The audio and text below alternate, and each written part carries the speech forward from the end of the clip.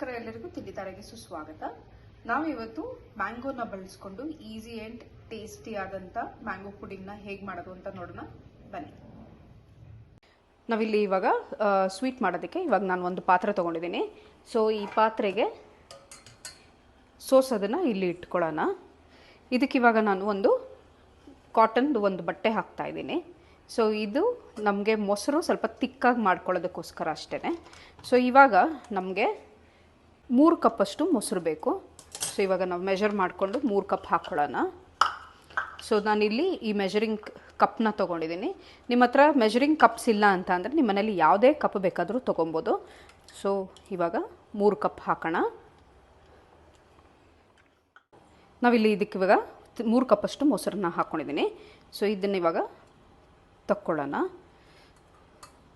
ಈಗ ನೀವಾಗಲೇ ನೋಡ್ಬೋದು ಇಲ್ಲಿ ಕೆಳಗಡೆ ನೀರಾಗಲೇ ಎಲ್ಲ ಫಿಲ್ಟರ್ ಆಗ್ತಾ ಇದೆ. ಸೊ ನಮಗೆ ಇದನ್ನು ಸ್ವೀಟ್ ಮಾಡೋದಕ್ಕೆ ನಮಗೆ ಸ್ವಲ್ಪ ಗಟ್ಟಿ ಮೊಸರು ಬೇಕು. ಸೊ ಹಾಗಾಗಿ ಮೊಸರನ್ನ ಫಿಲ್ಟರ್ ಮಾಡ್ಕೊತಾ ಇದ್ದೀವಿ. ಇದನ್ನ ಇವಾಗ ಒಂದು ಸರಿ ನಾವು ಪ್ರೆಸ್ ಮಾಡಿಬಿಡೋಣ. ನೀವು ನೋಡ್ಬೋದು ಎಲ್ಲ ನೀರಿನ ಅಂಶ ಪಾತ್ರೆ ಒಳಗಡೆ ಇಳಿತಾ ಇದೆ. ಸೊ ಇದನ್ನು ಇವಾಗ ಕಟ್ಟಿಬಿಡೋಣ. ಇದನ್ನು ಈಗ ಇದನ್ನು ಸ್ವಲ್ಪ ಲೈಟಾಗಿ ಕಟ್ಟಿದ್ದೀನಿ. ಕಟ್ಬಿಟ್ಟು ಈ ಸೋಸೋದ್ರನಲ್ಲೇ ಇಟ್ಟಿದ್ದೀನಿ. ಇದಾದಮೇಲೆ ಸ್ವಲ್ಪ ಹೆವಿ ಆಗಿರೋ ಒಂದು ಕಲ್ಲನ್ನಂಥದನ್ನ ಇದ್ರ ಮೇಲೆ ಇಟ್ಬಿಡೋಣ. ಏನಕ್ಕೆ ಇಡ್ತಾ ಇದ್ದೀವಿ ಅಂತ ಅಂದರೆ ಕ್ಲೀನಾಗಿ ನೀರು ಸೋಸ್ಕೊಳ್ಳುತ್ತೆ, ಅದಕ್ಕೋಸ್ಕರ ಕಲ್ಲನ್ನ ಇಡ್ತಾ ಇದ್ದೀವಿ. ಕ್ಲೀನಾಗಿ ಫಿಲ್ಟರ್ ಆಗಬೇಕು, ನೀರಿನ ಅಂಶ ಪೂರ್ತಿಯಾಗಿ ಹೋಗಬೇಕು. ಇದನ್ನು ಇವಾಗ ನಾವು ಒಂದು 20 ನಿಮಿಷ ಬಿಟ್ಬಿಡೋಣ. ಸೊ ಇದು ಫಿಲ್ಟರ್ ಆಗ್ತಾ ಇರುತ್ತೆ. ಇವಾಗ ಅದು ಮೊಸರು ಫಿಲ್ಟರ್ ಆಗೋಷ್ಟರೊಳಗೆ ನಾನು ಇಲ್ಲಿ ಒಂದು ಮಾವಿನ ಹಣ್ಣು ತೊಗೊಂಡಿದ್ದೀನಿ. ಸೊ ಈ ಒಂದು ಮಾವಿನ ಹಣ್ಣನ್ನ ಹಚ್ಕೊಂಡು ಪ್ಯೂರಿ ಮಾಡ್ಕೊಂಡು ಬಿಡೋಣ.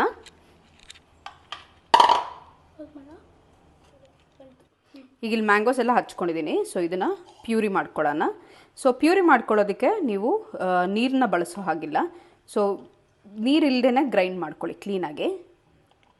ಇದಿವಾಗ ನಾನು 1/2 ಅವರಿಂದ ಬಿಟ್ಟಿದ್ದೀನಿ ಇದನ್ನು. ಸೊ ನೀವು ಇದನ್ನು ಕೆಳಗಡೆ ನೋಡ್ಬೋದು ಎಲ್ಲ ನೀರೆಲ್ಲನೂ ಇದರಲ್ಲಿ ಟ್ರಾನ್ಸ್ಫರ್ ಆಗಿದೆ. ಸೊ ಇವಾಗ ಇದನ್ನು ತಕ್ಕೊಳ್ಳೋಣ.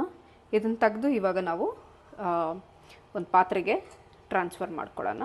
ಸೊ ಇವಾಗ ನೋಡ್ಬೋದು ಇಲ್ಲಿ ಪನ್ನೀರ್ ಥರ ಸಾಫ್ಟ್ ಡೋ ಥರ ಬಂದಿದೆ ಅಲ್ವಾ. ಸೊ ಇದು ಕನ್ಸಿಸ್ಟೆನ್ಸಿ ನಮಗೆ ರೈಟ್ ಕನ್ಸಿಸ್ಟೆನ್ಸಿ ಬೇಕಾಗಿರೋದು. ಇವಾಗ ಒಂದು ಬೌಲಿಗೆ ಟ್ರಾನ್ಸ್ಫರ್ ಮಾಡ್ಕೊತಾ ಇದ್ದೀನಿ. ಇದು ಇವಾಗ ನೀವು ನೋಡ್ಬೋದು ಇದನ್ನು ಟ್ರಾನ್ಸ್ಫರ್ ಮಾಡ್ಕೊಂಡಿದ್ದೀವಿ. ಸೊ ಇದನ್ನು ಇವಾಗ ನೀಟಾಗಿ ಬೀಟ್ ಮಾಡ್ಕೊಳ್ಳೋಣ, ಅದನ್ನು ಮಿಕ್ಸ್ ಮಾಡ್ಕೊಳ್ಳೋಣ. ಇದನ್ನ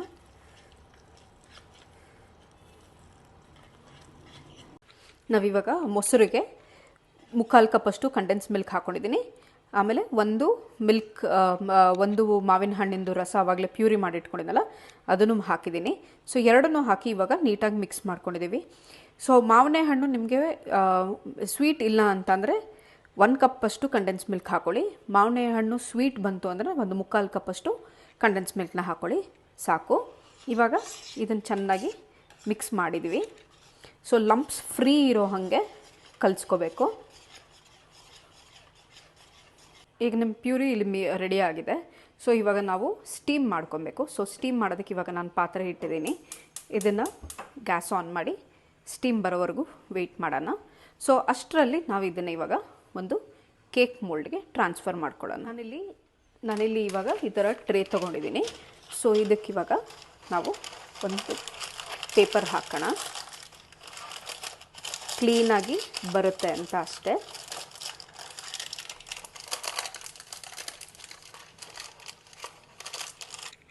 ಇದಕ್ಕಿವಾಗ ನಾವು ಮಾಡ್ಕೊಂಡಿರುವಂತಹ ಮಿಕ್ಸ್ಚರ್ನ ಟ್ರಾನ್ಸ್ಫರ್ ಮಾಡ್ತಾ ಇದ್ದೀನಿ.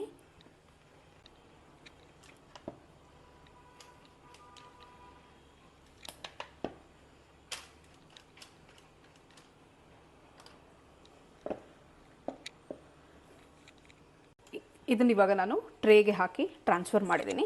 ಸೊ ಇದನ್ನು ಟ್ಯಾಪ್ ಮಾಡ್ಕೊಂಡು ಬಿಡೋಣ, ಏರ್ ಬಬಲ್ಸ್ ಔಟ್ ಆಗಲಿ ಅಂತ ಅಷ್ಟೇ. ಸೊ ಇದಕ್ಕಿವಾಗ ನಾವು ಅಲ್ಯೂಮಿನಿಯಂ ಫಾಯಿಲ್ ಪೇಪರ್ನ ಹಾಕಿ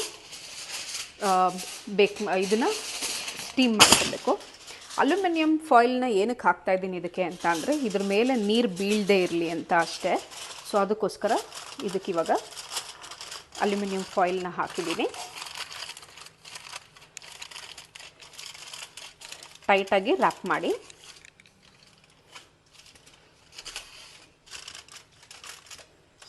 ಸೊ ಇವಾಗ ನಮ್ಮ ಟ್ರೇ ರೆಡಿ ಆಗಿದೆ. ಇಲ್ಲಿ ನೀರನ್ನ ಕಾಯಕ್ಕಿಟ್ಟಿದ್ದೀನಿ. ಈಗ ಇಲ್ಲಿ ಸ್ಟೀಮಿಗೆ ಇಟ್ಟಿದ್ದೀನಿ. ಸೊ ಇವಾಗ ನಾವು ನಮ್ಮ ಮೋಲ್ಡ್ನ ಪ್ಲೇಸ್ ಮಾಡೋಣ.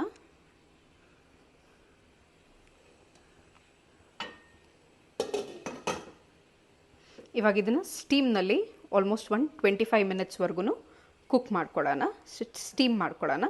ಸಿಮ್ಮಲ್ಲೇ ಇರಲಿ, ಜಾಸ್ತಿ ಉರಿ ಇಡಕ್ಕೆ ಹೋಗ್ಬೇಡಿ. ಸೊ ಸಿಮ್ನಲ್ಲೇ ಇದನ್ನು ಸ್ಟೀಮ್ ಮಾಡ್ಕೊಳ್ಳೋಣ. ಇದಿವಾಗ ಲಾಸ್ಟ್ 25 ಮಿನಿಟ್ಸಿಂದ ಅಬೆಲ್ ಬೇಯಿಸ್ತಾ ಇದೀವಿ. ಇವಾಗ ಇದನ್ನು ಆಫ್ ಮಾಡಿ ತಕ್ಕೊಳ್ಳೋಣ.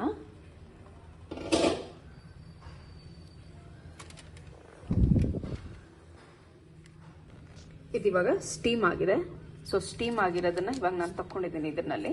ಸೊ ಅಲ್ಯೂಮಿನಿಯಂ ಫಾಯಿಲ್ ಪೇಪರ್ ಇದನ್ನು ರಿಮೂವ್ ಮಾಡಿ ತೆಗೆದಿಟ್ಟಿದ್ದೀನಿ ಈಗ. ಸೊ ಇದನ್ನ ಇವಾಗ ನಾರ್ಮಲ್ ಟೆಂಪ್ರೇಚರ್ನಲ್ಲಿ ಕೂಲ್ ಆಗೋಕ್ಕೆ ಬಿಡೋಣ. ಇದಾದ್ಮೇಲೆ ಒಂದು 2 ಅವರ್ಸ್ ರೆಫ್ರಿಜರೇಟ್ ಮಾಡಬೇಕು. ಇದನ್ನು ಸ್ವಲ್ಪ ತಣ್ಣಗೆ ಮಾಡ್ಕೊಳ್ಳೋಣ. ಸೊ ಚಿಲ್ ಮಾಡಿ ಆಮೇಲೆ ಕಟ್ ಮಾಡ್ಕೊಳ್ಳೋಣ. ಸೊ ಇದನ್ನ ಇವಾಗ ನಾರ್ಮಲ್ ಟೆಂಪ್ರೇಚರ್ ಆಗೋದಕ್ಕೆ ಬಿಡೋಣ. ಅದಾದ್ಮೇಲೆ ನಾನು 2 ಅವರ್ಸ್ಗೆ ಇದನ್ನ ಫ್ರಿಜ್ನಲ್ಲಿ ಇಟ್ಟು ರೆಫ್ರಿಜರೇಟ್ ಮಾಡ್ತೀನಿ. ಇದಿವಾಗ ಲಾಸ್ಟ್ 2 ಅವರ್ಸ್ ಇಂದ ಫ್ರಿಜ್ನಲ್ಲಿದೆ. ಸೊ ಇವಾಗ ನಮ್ಮ ಡಿಶ್ ರೆಡಿ ಇದೆ.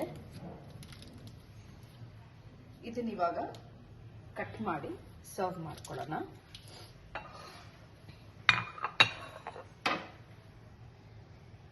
ಟೂ ಅವರ್ಸ್ ಇಂದ ಚಿಲ್ಲಾಗಿ ಜೊತೆನಲ್ಲಿ ಕುಕ್ಕು ಮಾಡಿದೀವಲ್ವಾ, ಸೊ ಹಾಗಾಗಿ ಈಸಿಯಾಗಿ ಕಟ್ ಆಗೋಗ್ಬಿಡುತ್ತೆ ಹಾಗೂ ಸೆಪರೇಟ್ ಕೂಡ ಆಗುತ್ತೆ.